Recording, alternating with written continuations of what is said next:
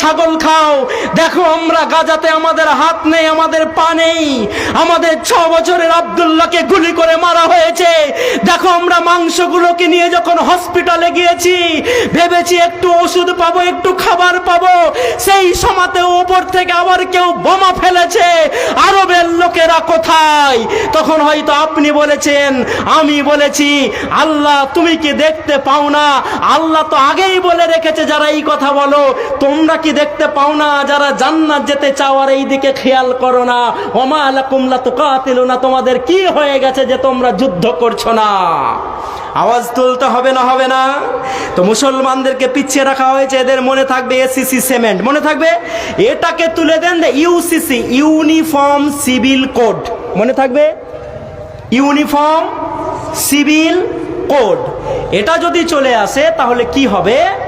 মুসলমানরা তাদের শরীয়ত অনুযায়ী যেই মাদ্রাসা মক্তবগুলো চালায় এটা চালাতে পারবে না। মুসলমানরা যে বিয়ে শাদী করে শরীয়ত মোতাবিক এটা করতে পারবে না। মুসলমানরা যেভাবে তালাক দেয় সেভাবে তালাক দিতে পারবে না। মুসলমানরা যে হারে উত্তর সূত্রে সম্পত্তির ভাগাভাগি করে এটা করতে পারবে না। তাহলে আপনারা এইটা নিয়ে এসে আমাদেরকে দবিয়ে দিব ভাবছেন, এবং এটা অলরেডি উত্তরাখণ্ডে চলে এসছে। কোথায় এসছে? উত্তরাখণ্ডে এসছে, এবং আসার পর প্রথম মুসলিম শরিয়া আইনটাকে বন্ধ করা হয়েছে। আমি হাতে একটা কাগজ নিয়ে এসেছি, সভাপতি সাহেব এই কাগজটা দেখতে পাচ্ছেন। একটা ছোট বাচ্চা, একজন মহিলা কোলে নিয়ে আছেন, পিছনে 5টা তরতাজা যুবক দাঁড়িয়ে আছে। স্যার দেখতে পাচ্ছেন? আপনি একটু দাঁড়ান না স্যার, মানে এটা অনুরোধ করছি, ইনি আমার স্যার, জানেন আমার স্যার। আর একজন আছেন, স্যার একটু দাঁড়ান। আমাকে পিঠে মেরে ধরে ওনারা আমাকে মানুষ করেছেন। আলহামদুলিল্লাহ, আল্লাহ যাতে এইসব লোকগুলোকে জান্নাতবাসী করেন, বলেন আমিন। আমি ইনাদের ঋণ শোধ করতে পারবো না। স্যার আজকে আমাকে বলছিলেন আমার বাড়ি এসো, আমি এত ব্যস্ততার ফলেও আমার নিয়ম হচ্ছে আমি ডাইরেক্ট গাড়ি থেকে স্টেজে আসি, স্টেজ থেকে নেমেই আবার গাড়িতে বসে চলে যাই। এত ব্যস্ততা, কারণ যারা জালসা করে শুধু রাত্রে করে, আমাকে দিনে করতে হয়, দুপুরে করতে হয়, বিকালে করতে হয়, রাত্রেও করতে হয়। কিন্তু স্যার ডেকেছেন বলে আমি এসেছি। ইনি হচ্ছেন আমার স্যার, যিনি আমাকে নিজে হাতে গড়েছেন। তো স্যারকে দেখালাম, মানে স্যার সার্টিফিকেট দিচ্ছেন, মানে আপনারা মানবেন। সভাপতি সাহেব বলেছেন, একজন মহিলা কোলে একটা বাচ্চা নিয়ে আছেন, পিছনে 5 জন যুবক দাঁড়িয়ে আছেন। একই বাপের ওরস জাত 5 ভাই একই সঙ্গে একজন মহিলাকে বিয়ে করেছেন। একজন মহিলাকে একই বাবার ওরস জাত 5 ভাই বিয়ে করেছেন। বিয়ে করার পরে একটা বাচ্চা হয়েছে। এই বাচ্চাটা কার বড় ভাই বলতে পারবে? এরা ভাষা কম বুঝছে নাকি? আচ্ছা, এই বাচ্চাটা কার মেজো ভাই বলতে পারবে? এই বাচ্চাটা কার সেজো ভাই বলতে পারবে? এই বাচ্চাটা কার ছোট ভাই বলতে পারবে? এই বাচ্চাটা কার কেউ না বলতে পারুক, ওই মহিলা বলতে পারবে? হ্যাঁ পারবে? খাপা কোথাকার। মানে 3 মাসে বিয়ে করে নিয়ে এসছে, তো খুবই খুশি, যে লাফেছে, খুব মিষ্টি খাওয়াইছে লোককে। দাদু বলছে কিসের মিষ্টি হে? কইছে আমার বেটা হয়েছে। কইছে তোর বরযাত্রী খেয়ে নু 3 মাস আগে, আর ফের বেটা হয়ে গেল, তোর বহু ভালো লাগে? কইছে না, আর বহু ভালো, খুব সুন্দর। কইছে তুই খবর লে, তোর বহুর অন্য খবর ছিল। বহুকে এসে লেগেছে পিটতে। কইছে ছেলে তো আমার লয়, তুই কার ছেলে নিয়ে এসছিস কহা। কইছে তুমি আগে হার কাছে জানতে চাও না, যে তারপর মারো। কইছে কহা, তাহলে ছেলে কি করে আমার হলো? বলছে তোর বিয়ে হওয়া কয় মাস, তোমার বিয়ে হওয়া কয় মাস হলো? কইছে 3 মাস। কইছে আমার বিয়ে হওয়া কয় মাস হলো? কইছে 3 মাস। তাহলে 2-3 মাসকে মিলালে কত হয়? 6 মাস। আর প্রথম দিনই যদি বাচ্চাটা পেটে চলে আসে, তো ওর পেটে থাকা কতদিন হলো কহ? 3 মাস। তাহলে 3 তিরিক্ষা কত হলো? তো 9 মাস হলে বাচ্চা হালাল হয়ে গেল না? তখন ফের স্ত্রীর পা ধরে খেপা ক্ষমা চেয়ে কইছে আর ভুল হয়ে গেছে হে।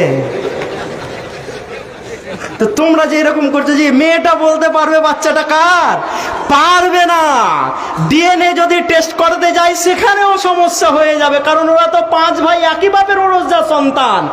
তো আমি বলতে চাই, আচ্ছা এই জালসা থেকে একজন দাঁড়িয়ে বলুন তো আমার 17 লাখ টাকার গাড়ি আপনাকে আমি ছেড়ে দিয়ে চলে যাব, যে ভবানীপুর বা উদিতনগরে একজন মহিলা একই সঙ্গে 3টা বেটা ছেলেকে বিয়ে করে রেখেছে, স্বামী আছে? আচ্ছা, তাহলে 2টা মনে হয় অপশন দিলে পেরে নেবে। 2টা মেয়েকে বিয়ে করেছে। আরে আমি হাবিবুল্লাহ বলে যাচ্ছি, যারা ইউসিসির নাম করে মুসলমানদের মাথাকে হেড করতে যাও, শুধু পাকুড় নয়, ঝাড়খণ্ড নয়, ইন্ডিয়া নয়, গোটা বিশ্ব থেকে যদি একটা নজির খুঁজে বের করতে পারো মুসলমানদের, যে কোনো একজন মুসলিম মহিলা একই সঙ্গে নিজের 4 ভাইকে বিয়ে করেছে, আমি হাবিবুল্লাহ 17 লাখ টাকার গাড়ি আপনাকে দিয়ে চলে যাব। পারবেন? পারবেন না। কারণ আমরা যে ভিশনারি কম, আমরা কি করে বিয়ে করব সেটাও আমাদেরকে শিক্ষা দেওয়া হয়েছে। যারা বলো বাথরুমে গেলে পায়খানা হয় না, না টানলে তো নামে না, আবার অনেকে এই নিয়ে এই ঘুষে না, কি বলে ওটাকে, গুল গুল গুল। আর এখন তো আবার এগুলো সব ব্যাকডেটেড হয়ে গেছে, এখন তো ছিঁড়েই ফট করে মুখে ভর নিচ্ছে। কি নাম ওটার জি? হ্যাঁ, ওটাও ভালো, ওটা উত্তর দিতে পারবে না, গুটকা করে বলবেন নাকি? তো যারা এইরকম বলো পায়খানাতে, আমার সভাপতিকে জিজ্ঞেস করবেন, বিশ্বনবী মোহাম্মদ রাসূলুল্লাহ সাল্লাল্লাহু আলাইহি ওয়াসাল্লাম বলছেন যে পায়খানাতে যখন বসবে তো বাম পায়ের ওপরে ভার দিয়ে বসবে। হ্যাঁ, বাম পায়ের ওপর দিয়ে কাল থেকে ভার দিয়ে বসিয়েন, দেখবেন ঠিক পরিষ্কার হয়ে যাবে। তো আমাদের কাছে পায়খানাতে বসলে কোন দিকে মুখ করে কোন পায়ে ভর দিয়ে বসতে হয় তার তথ্য আছে। আর কি করে একজন মহিলা 4 জন বেটাকে বিয়ে করতে পারবে তার তথ্য নাই? নাই, আছে আমাদের কাছে। তা আমি যেই কাগজটা নিয়ে এসেছি, তিনি হচ্ছেন একজন মহিলা, যেই মহিলা একই সঙ্গে একই বাপের অরুসজাত 5 ভাইকে বিয়ে করেছে। আমি আমার দেশের প্রধানমন্ত্রীকে বলতে চাই, ইউসিসি করার আগে এই বর্তমান মহিলা যে 5 ভাইকে একসঙ্গে বিয়ে করেছে তার উপরে ইউসিসি করা হোক, তারপরে মুসলমানদের দিকে আঙুল তোলা হবে, তার আগে আমরা তুলতে দিব না ইনশাআল্লাহ। নারে তাকবীর। এবং আমি হাবিবুল্লাহ সকালে দিল্লি গেলে বিকালে ব্যাঙ্গালোর যাই, বিকালে ব্যাঙ্গালোর গেলে তামিলনাড়ু হয়ে কলকাতা ফিরি। যেহেতু ভারতবর্ষটা আমি তন্ন তন্ন করে ঘুরি, ভারতের বাইরে ঘুরি। এবং আপনারা অনেকেই পড়েছেন, পড়ে নেবেন, দেখবেন যে দক্ষিণ ভারতের ব্রাহ্মণরা, আমি কোট করছি, মনে রাখবেন, কালকেই মালগুলো ঝাড়বেন। দক্ষিণ ভারতের ব্রাহ্মণরা নিজের ভাগ্নিকে বিয়ে করাটাকে সব থেকে শুভ মনে করে। উত্তর ভারতের ব্রাহ্মণরা নিজের ভাগ্নি তো দূরের কথা, 7 প্রজন্মের কাউকে বিয়ে করাটাকে অপছন্দ মনে করে। আমি আমার দেশের প্রধানমন্ত্রীকে বলতে চাই, আগে দক্ষিণ ভারত আর উত্তর ভারতের ব্রাহ্মণদেরকে মিলিয়ে দেন, তারপরে মুসলমানদের কথা ভাববেন, তার আগে আমরা ভাবতে দিব না। নারে তাকবীর। তাই বন্ধু, আপনাদেরকে আমি জাগাতে এসেছি। এবং আমি যখন এটা নিয়ে আসি তখন একটা রিপোর্ট করা হচ্ছে, this has led to the confuse about the real biological father of her 18-month-old son. তার 18 মাসের বাচ্চাটার আসল বাবাকে সেটা খুঁজেই পাওয়া যাচ্ছে না। তাই আমার দেশের প্রধানমন্ত্রীকে বলতে চাই, কুমড়ো গাছের দিকে তাকিয়ে বট গাছের ভুল ধরতে যাবেন না, কারণ মুসলমানরা যেটা করেছে খুবই ভালো করেছে। নারে তাকবীর। আমি আল্লামা ফজলুল হক খায়রাবাদী, আমাকে যারা দেশভক্তির কথা বলতে চাও তাদেরকে আমরা বলতে চাই, আমি আল্লামা ফজলুল হক খায়রাবাদী, আমাকে ধরে নিয়ে যখন তোমরা সেলুলার জেলে বন্দি করেছো, আমি বলেছিলাম আমাকে একটু পানি খেতে দাও। ইংরেজরা তোমরা আমাকে পানি খেতে দাওনি, আমার সামনে গরম পানির পাত্র রেখেছো। আমি বলেছিলাম 5 মিনিট যদি ওয়েট করা হয় পানিটা আমি খেতে পারবো, 10 মিনিট যদি ওয়েট করা হয় পানিটা আমি খেতে পারবো। কিন্তু ইংরেজ সরকার এবং তার জেলাররা পানিটা ঠান্ডা হতে দেয়নি। আমি বলেছিলাম খিদাতে আমার পেটটা জ্বলে যাচ্ছে, আমাকে রুটি খেতে দাও। তোমরা বালির তৈরি রুটি তৈরি করে আমাকে খেতে দিতে, আর বারবার বলতে, ওরে আল্লামা ফজলুল হক খায়রাবাদী, একটা মুচলেখা লিখে দিয়ে বলে দাও ভারতের তথ্য তুমি আমাদের কাছে পাচার করবে, তোমাকে সসম্মানে আমরা ভারতে ফিরিয়ে দেব। আমি আল্লামা ফজলুল হক খায়রাবাদী সেদিন বাঘের মতো গর্জন করে বলেছিলাম, আমাকে পানি খেতে দেবে না তো না দাও, আমাকে রুটি খেতে দেবে না তো না দাও, আমাকে কাকড়া বিচ্ছার সঙ্গে ঘরের ভিতরে ভরে রেখে রেখে আমার পুরো শরীরটাকে পচিয়ে দিয়েছে, তো পচিয়ে দাও, আমি মরতে রাজি আছি, কিন্তু যেই দেশকে আমি ভালোবাসি সেই দেশের সঙ্গে আমি বিশ্বাসঘাতকতা করতে পারি না। নারে তাকবীর! এত পরিশ্রম করে আমরা এ দেশের মাটিকে স্বাধীন করেছি, নতুন করে এ দেশের রক্ত আমরা বন্যা বইতে দিব না, ইনশাআল্লাহ দেব দেব। আর আপনারা তো মুচলেকা দিয়ে জেল থেকে মুক্ত হয়ে এসেছেন, এবং আমি হাবিবুল্লাহ আজকে তথ্য আপনাদের সামনে দিয়ে যাচ্ছি। মানুষের দাঁত কটা? মানুষের দাঁত কটা? আমাদের মুর্শিদাবাদে কিন্তু 32টা। আপনার দিকে কটা? হ্যাঁ, কটা? তাহলে এইটাও এতক্ষণ পরে বলবেন জি? মানুষের দাঁত কটা? 32টা। আমি 32টা লোকের নাম নিয়ে এসেছি যারা ভারতের মাটি থেকে টাকা চুরি করে পালিয়েছে। আমার দেশের প্রধানমন্ত্রীকে বলতে চাই, একটা মুসলমানের নাম দেখিয়ে দাও, আর যদি থাকে বেটাকে ধরে আনো, আমরা বলছি, আর দিল্লির রাজ দরবারে শুট করে দাও, গুলি করে দাও। ভারতবর্ষের 40 কোটি মুসলমান সাপোর্ট করবে ইনশাআল্লাহ। তাহলে আমি নাম কটা শোনাবো, আপনারা ফতোয়া দিবেন। ভারত থেকে 9,000 কোটি টাকা নিয়ে পালিয়েছেন জনাব মাওলানা বিজয় মালিয়া। হ্যাঁ, আলহামদুলিল্লাহ, শ্রোতা অ্যাক্টিভ হয়েছে, মানে প্রতিবাদ করেছে, প্রতিবাদ করেছে বিজয় মালিয়া মাওলানা। হ্যাঁ, আলহামদুলিল্লাহ। আপনাদেরকে তো এটাই আমি বুঝাতে চাইছিলাম এতক্ষণ, প্রতিবাদ হয়েছে, আলহামদুলিল্লাহ। তাহলে আল্লামা মেহুল চোকসি নিয়ে পালিয়েছে অনেক টাকা। হ্যাঁ, হাফিজ কারি মুফতি ললিত মোদী নিয়ে পালিয়েছে 7,000 কোটি টাকা। আলহামদুলিল্লাহ, একজন মুসলমান নয়। বিজয় মালিয়া নিয়ে পালিয়েছে 9,000 কোটি, আশেষ জম্পত নিয়ে পালিয়েছে 17,000 কোটি, কমলেশ পারেখ নিয়ে পালিয়েছে, বিনয় মিত্তাল নিয়ে পালিয়েছে, নীরব মোদী নিয়ে পালিয়েছে 14,000 কোটি, মেহুল চোকসি নিয়ে পালিয়েছে 6,000 কোটি, ললিত মোদী নিয়ে পালিয়েছে 7,000 কোটি, রিতেশ জৈন নিয়ে পালিয়েছে 387 কোটি, হিতেশ নরেন্দ্র ভাই প্যাটেল নিয়ে পালিয়েছে 8,100 কোটি টাকা। এদের ভিতরে একজন মুসলমান নয়। নারে তাকবীর! আমরা আমাদের দেশের প্রধানমন্ত্রীকে বলতে চাই, মোদিজি, যদি মুসলমানদের সাপোর্ট অর্জন করতে চান, সবকে সাথ সবকা বিকাশ এবং সবকা বিশ্বাস অর্জন করতে চান, তো এই লিস্টের যে নামগুলো আছে এই বেটাগুলোকে ধরে আনুন, আর দিল্লির রাজ দরবারে ফাঁসি দিয়ে দেন। ইনশাল্লাহ মুসলমানরা আপনাদের সাপোর্ট করবে না? করবে না? আমি তো করব। আপনারা করবেন? করব। তা আপনি তো এগুলো বন্ধু পারবেন না, কারণ আপনার যে 56 ইঞ্চি কা जो सीना है वो बेलून है, हवा निकल गया है। হ্যাঁ, যখন এখানে বাবরি ভাঙা হয় তখন আমার দেশের প্রধানমন্ত্রীকে নিয়ে যেয়ে ইউনাইটেড আরব আমিরাটসে মন্দিরের উদ্বোধন করা হয়। এটাই হচ্ছে ইসলাম। নারে তাকবীর! এটাই ইসলাম। কারণ কোন ধর্মীয় স্থানকে আমরা ভাঙার পক্ষে নয়। যে যেটা করে সে সেটা করুক, সম্মানের সহিত করুক। আমরা এটা তখনও বলেছি এবং এখনো বলে আসছি। আমাদের নামে একটা মিথ্যা তহমাত লেগে আছে। আমি আমার আর সময়ের 6 মিনিটে দাঁড়িয়ে আছি, এই তথ্যটা আপনাদেরকে দিয়ে যেতে চাইছি। আচ্ছা, এই তথ্যগুলো আপনারা শুনতে চান না? চান না? শুনতে হবে না? হবে না? হবে। কারণ আজকে আমাদেরকে কোণঠাসা করা হচ্ছে, আমাদেরকে আজকে খারাপ নজরে দেখা হচ্ছে। অথচ মুসলমানদের যে ইতিহাস, অনেক গৌরব উজ্জ্বল ইতিহাস মুসলমানদের। আচ্ছা, মহিলারা নাই? মহিলারা আছে। মহিলাদের জন্য তো একটাও আমার কথা বলা হলো না। ইন্নালিল্লাহ, আমি ভুলেই গেছি। মা বোন যারা আছেন, এবং আমি যখন ওইখান থেকে স্যারের বাড়ি হেঁটে যাচ্ছিলাম তখন দেখছিলাম মহিলাদের জন্য 2টা প্যান্ডেল করা হয়েছে। 10 মিনিট কেন বাড়াবেন? না, বাড়াতে হবে না।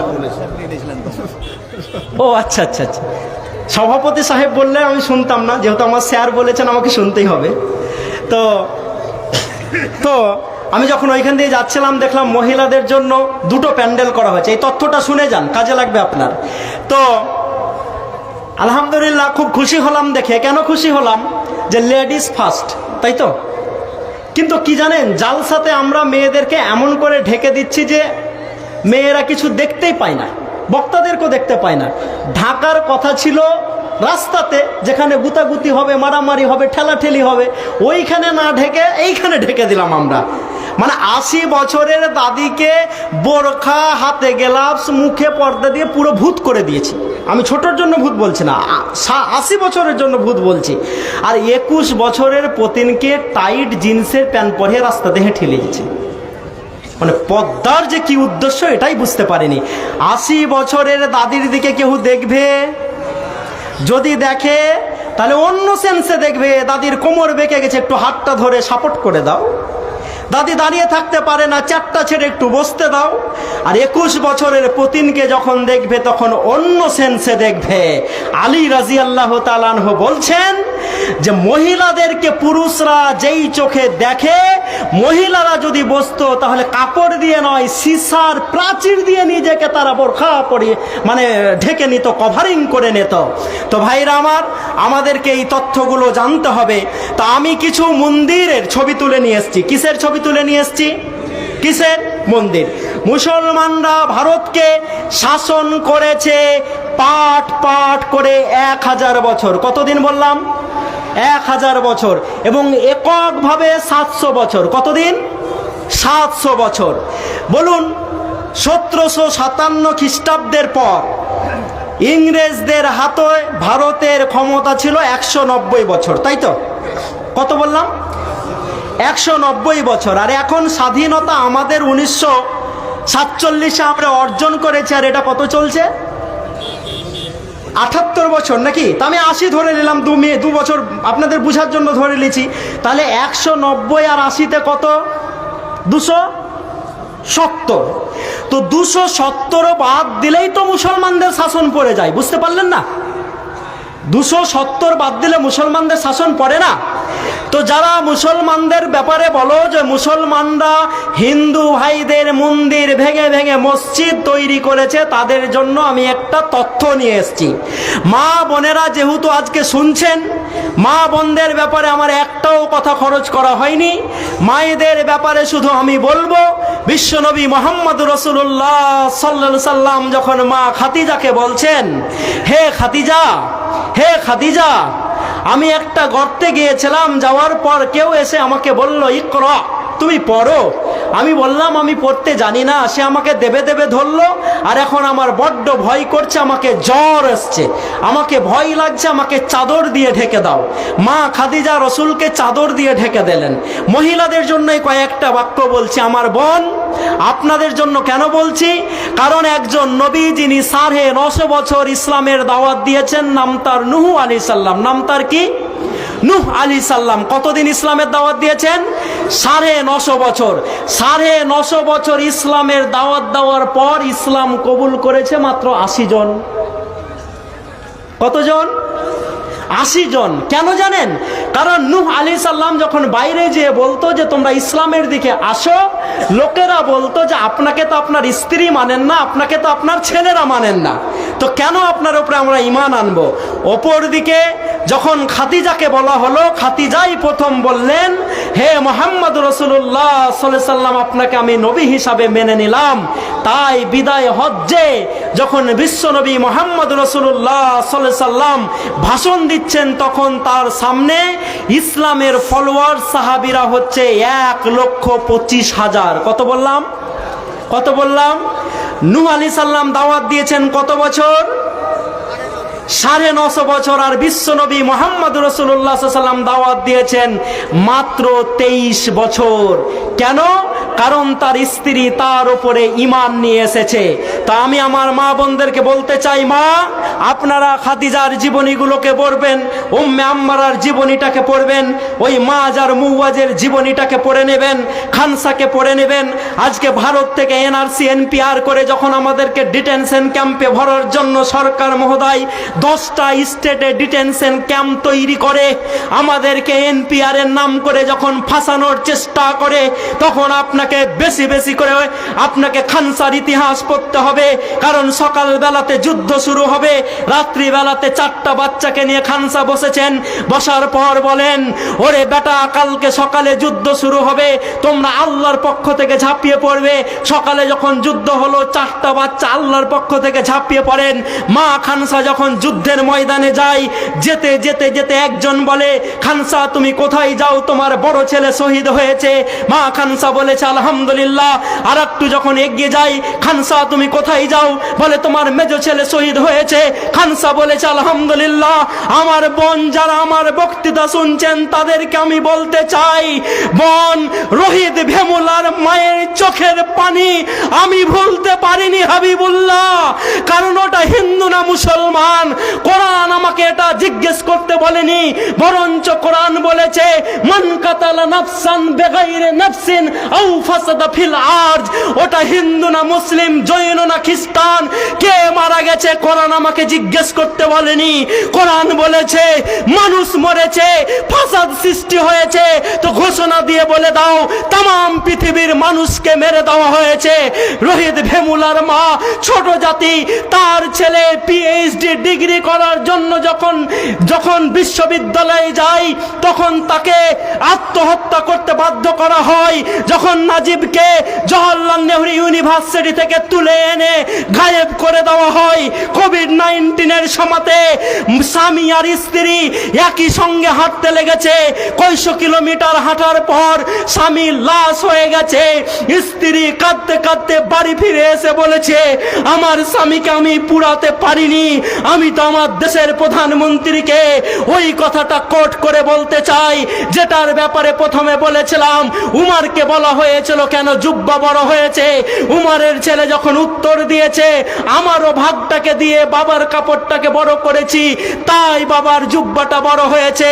মোদি গভর্নমেন্টকে বলতে চাই, 8,000 কোটি টাকার প্লেন আর 20,000 কোটি টাকার ভিস্তা আর প্রতিদিন কোটি কোটি টাকা খরচ করে জনগণের ট্যাক্সের টাকাতে যখন আপনি ঘুরছেন, তখন রোহিত ভেমুলার মাকে আপনি কৈফিয়ত দিতে বাধ্য বাধ্য বাধ্য যে তার ছেলেকে কেন মারা হয়েছে। আমার মায়েদেরকে বলতে চাই, মা, ওই গাজার মায়েদের দিকে তাকাবেন, তাকার পর বলবেন, আমি যখন বাড়ি যাই, আমি হাবিবুল্লাহ, আমার 2 বছরের ছোট্ট মেয়েটা জড়িয়ে ধরে বলে, আব্বা তুই কোথায় গেছিলিস। 6 বছরের বেটা জড়িয়ে ধরে বলে, আব্বা তোমাকে দিনও দেখতে পাই না, রাত্রেও দেখতে পাই না। যার 6 বছরের বাচ্চা আছে, 10 বছরের বাচ্চা আছে, 2 বছরের বাচ্চা আছে, ক্যান ইউ ইমাজিন? আপনি কল্পনার জগতে যাবেন, আর যাওয়ার পর বলবেন, এখনই যেই বাচ্চাটাকে আমি চোখে লাগালাম, চুমু খেলাম, এই বাচ্চাটাকে যদি কেউ গুলি করে মেরে দেই তো আমাকে কেমন লাগতে পারে। আমি তো মা। ওরে মুরগির কাছ থেকে বাচ্চা যদি কাটতে আসে, মুরগি চিলের কাছে উড়ে যায়। গাজাতে মায়েরা বাচ্চার লাশ ধরিয়ে ধরিয়ে 800 কোটি মানুষকে দেখায় আর বলে, দেখো আমরা বাচ্চার মাংসগুলোকে নিয়ে আছি, তোমরা কি আমাদের জন্য একটু কথা করবে না? আমি আমার মায়েদেরকে বলতে চাই, যুদ্ধ আপনাকে করতে যেতে বলছি না। যখন আপনি মুসাল্লাতে যাবেন, নামাজ পড়তে যাবেন, আল্লাহকে বলবেন, আল্লাহ তুমি পৃথিবীর মাটিতে শান্তি দাও, গাজাতে শান্তি দাও, ফিলিস্তিনে শান্তি দাও, সিরিয়াতে শান্তি দাও, তুমি আল্লাহ ইউক্রেনে শান্তি দাও, তুমি ইরাকে শান্তি দাও, এই বলে দোয়া করবেন। আর খানসার মতো যদি আপনার ইমানটা মজবুত হয়ে যায়, আমি হাবিবুল্লাহ দায়িত্ব নিয়ে বলছি, এনআরসি করে মুসলমানদেরকে কেউ ভারত থেকে তেড়ে দিবে, এটা তো করা দূরের কথা, কল্পনাই করতে পারবে না। নারে তাকবীর! কেন পারবে না? আর একটু যখন খানসা এগিয়ে গেছে, বলে কোথায় যাচ্ছেন আপনি? আপনার ছোট ছেলে শহীদ হয়েছে। মা খানসা আঁচল তুলে দিয়ে, বোন আপনাদের জন্য আমি বলে যাচ্ছি, আঁচল তুলে দিয়ে আল্লাহর দিকে তাকিয়ে বলেছেন, আল্লাহ কাল কিয়ামতের মাঠে যেদিন তুমি আমাকে জিজ্ঞেস করবে, খানসা বলো তুমি কতটা নামাজ পড়ে এসছো, কতটা রোজা করে এসছো, কত তোমার তাহাজ্জুদ আছে, আমি অতটা দেখাতে পারবো না, কিন্তু আমি বলবো, আল্লাহ আমি 4টা শহীদের মা, আজকে তোমার সামনে আমি খানসা 4টা শহীদের মা, আমার ছেলেরা শাহাদাত বরণ করেছে, দাও কি দিয়ে তুমি আমাকে পুরস্কৃত করবে। আজকে যদি হরিয়ানার জুনাইদের মায়ের এই রকম ইমানটা মজবুত হয়ে যায়, তাহলে আমাদেরকে ভারত থেকে কেউ তাড়াতে পারে? পারে? পারে না।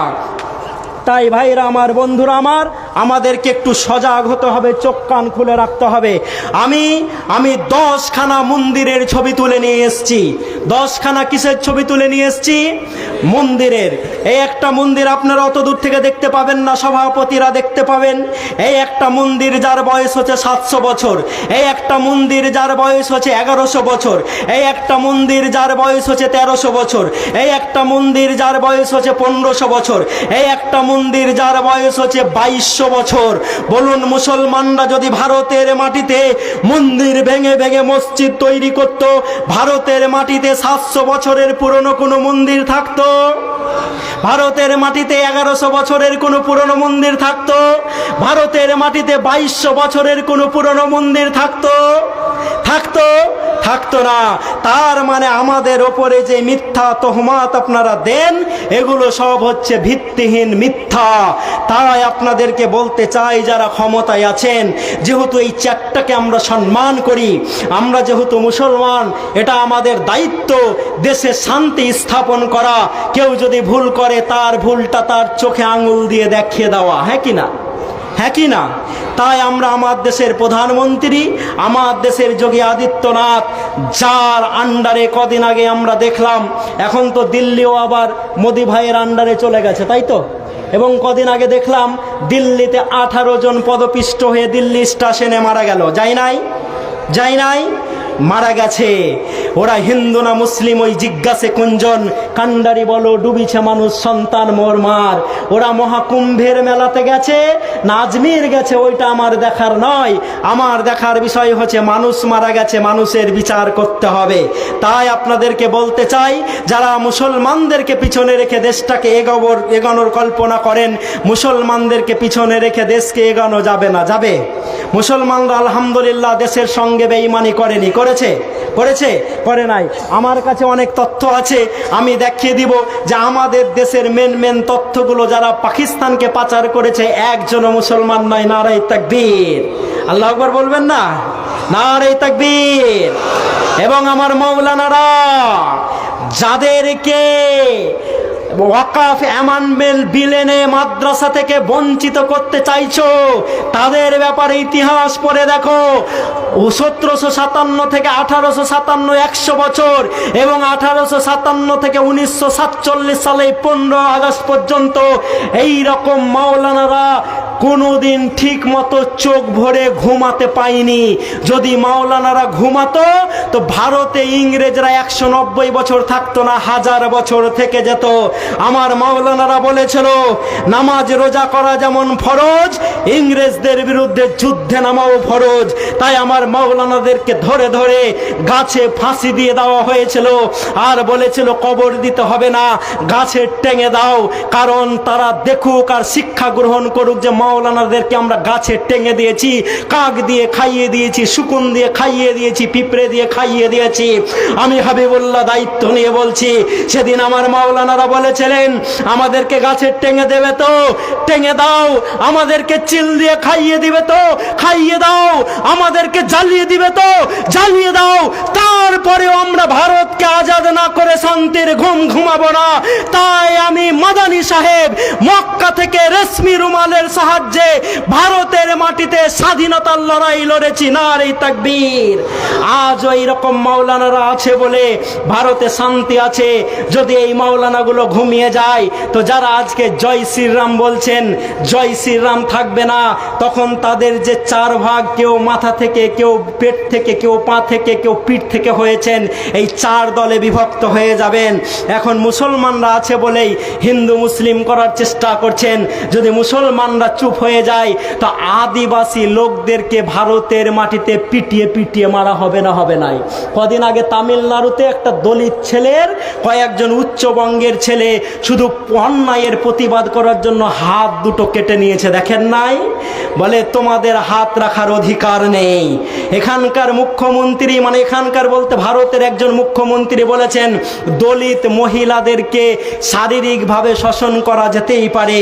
পথের দাবিতে আমরা পড়ে করেছিলাম, একজন ছোট জাতির মহিলা একজন বড় ব্রাহ্মণকে বলছে, ভাত খাবে? মোর রাধা ভাত, মানে কথাটা হচ্ছে এই যে আমার শরীর তো ভোগ করো, অসুবিধা নেই, ভাতটা খাবে কি? আমার ছোট হাত দিয়ে রান্না করেছি। তা আমি বলতে চাই, এই ছোট জাতি যাদেরকে আমি টিপু সুলতান বলেছিলাম ব্লাউজ পরো, কারণ তুমি যখন ছোট জাতির মহিলা রাস্তা দিয়ে হেঁটে যাও, ওপরটা যখন খোলা হয় তখন ব্রাহ্মণরা বসে বসে দেখে। আমি টিপু সুলতান তোমাদেরকে ব্লাউজ পরার অনুমতি দিয়েছিলাম। তাই মুসলমানরা আছে বলে ভারতের মাটিতে শান্তি আছে। তাই আমরা যখন এই ভারতকে শাসন করেছি তখন ভারতের জিডিপি হচ্ছে 30। আজকে মোদি যখন এই ভারতকে শাসন করছে, জিডিপি প্রেসারের মতো নামতে নামতে টিং টিং টিং টিং করতে করতে চেড়ে এসে ঠেকে গেছে। আমরা যখন শাসন করছি 30, ওর বালাতে 4। তাই আমরা বলতে চাই, আল্লাহ রাব্বুল আলামিন তুমি এই ভারতের মাটিতে শান্তি দাও, বলেন আমিন। আমার হাজি সাহেবরা মক্কাতে যেয়ে যদি গেলাপ ধরে একটু দোয়া করার সুযোগ পাই, আল্লাহকে বলে, আল্লাহ 14র পর ভারতের মাটি বারুদের উপরে দাঁড়িয়ে আছে, ভারতে শান্তি দাও। কেউ বলে না, আল্লাহ আমি এখানে হজ করতে এসেছি, আমার এখানেই মরণ নিয়ে নাও। এত আমরা ভারতকে ভালোবাসি। সুতরাং যারা নতুন করে আমাদের কাছ থেকে দেশকে ভালোবাসার সার্টিফিকেট চাইছেন, তাদেরকে আমরা সার্টিফিকেট দেখাবো না। আল্লাহ আমাদেরকে কবুল করুক। আসসালামু আলাইকুম ওয়া রাহমাতুল্লাহি ওয়া বারাকাতুহু। আচ্ছা, 1 মিনিট খালি আমার নিজের জন্য নিচ্ছি, ভুলে গেছিলাম। আমি এই বছর একটা স্কুল তৈরি করেছি, আল ফুরকান একাডেমি। 1000 ক্যাপাসিটি, ছেলে এবং মেয়ে। যদি ছেলে মেয়েরা পড়ে, আরবি ইংলিশ এতেও লেকচার দিতে পারবে ইনশাল্লাহ। এবং মৌলভী মাওলানা তৈরি হতে পারবে না, কিন্তু ইঞ্জিনিয়ার, ডাক্তার, প্রফেসর যদি তৈরি হয় তো ইমানদার হবে ইনশাল্লাহ। তো কারো যদি বাড়িতে ভালো ব্রিলিয়ান্ট বাচ্চা কাচ্চা থাকে, আমাদের সাথে যোগাযোগ করতে পারেন। আসসালামু আলাইকুম ওয়া রাহমাতুল্লাহ। এটা খুলে ওয়ালাইকুম আসসালাম ওয়া রাহমাতুল্লাহি ওয়া বারাকাতুহু। ইন্নাল হামদুলিল্লাহ ওয়া সলাতু ওয়া সালামু আলা রাসূলিল্লাহ ওয়া আলা আলিহি ওয়া সাহবিহি ওয়া মান ওয়ালা, আম্মা বা'দ। আউযু বিল্লাহি মিনাশ শাইতানির রাজীম। কুল ইন কুনতুম তুহিব্বুনাল্লাহা ফাত্তাবিউনি ইউহিব্বুকুমুল্লাহ। যে সম্মানিত ভাইরা উঠে যাচ্ছেন কেন? এখনো তো বক্তা বাকি আছেন, 2 জন বক্তা আছেন আপনাদের কাছে। এখন বসে যান, আল্লাহর রাস্তায় বসে যান, উঠে যান না। তো আপনারা এতক্ষণ ধরে হাবিবুল্লাহ সাহেব প্রফেসরের বক্তব্য শুনলেন, যা শুনলেন তা বুঝলেন। আপনি থামেন, একটাই কথা, কারোরটা বাদ দিচ্ছি না। না না, ওটা বাদ দাও, আমি বলছি। আল্লাহ বলছেন, নবী আপনি বলেন, বার করে নিন, বেরিয়েছি। যদি তোমরা আল্লাহকে বাড়তি ভেজাল, এটাকে বলে বাড়তি ভেজাল। যদি তোমরা আল্লাহকে ভালোবাসো তাহলে আমাকে ফলো করো। তোমাদের ভালোবাসাটা সঠিক না বেঠিক, তোমাদের দাবিটা যথার্থ না যথার্থ নয়, এর সার্টিফাই হবে কিসের মাধ্যমে? নবীকে ফলো করা না করার মাধ্যমে। যদি তুমি আল্লাহকে ভালোবাসো, যদি এটা তোমার দাবি, তাহলে তোমাকে আমার অনুসরণ করতে হবে, আমাকে ফলো করতে হবে। কে বলছেন? আল্লাহ বলছেন। কাকে দিয়ে বলাচ্ছেন? নবীকে দিয়ে বলাচ্ছেন। তাহলে এবার শর্তের জবাব আসছে কি? ইউহিব্বুকুমুল্লাহ। তাহলে আল্লাহ তোমরাকে ভালোবাসবে। দেখেন, ভালোবাসা একটা শব্দ, ধ্যান দেন, ভালোবাসা একটা শব্দ। এই ভালোবাসা শব্দের উপরে অনেকক্ষণ কথা বলা যাবে।